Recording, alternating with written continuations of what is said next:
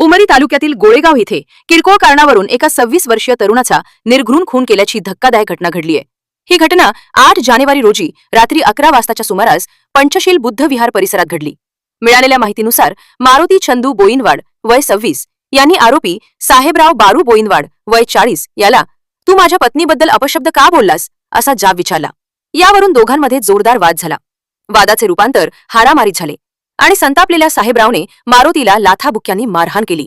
त्यानंतर आरोपीने मारुतीच्या डोक्यात दगडाने प्रहार करून त्याला नाल्यात फेकून दिले, ज्यामध्ये मारुतीचा जागीच मृत्यू झाला। घटनेची माहिती मिळताच उमरी पोलीस पथकाने तातडीने घटनास्थळी धाव घेतली। पोलिसांनी आरोपी साहेबरावला ताब्यात घेऊन त्याच्यावर गुन्हा दाखल केला आहे। मयत मारुती बोईनवाड यांचा मृतदेह उत्तरीय तपासणीसाठी उमरी ग्रामीण रुग्णालयात पाठवण्यात आला होता।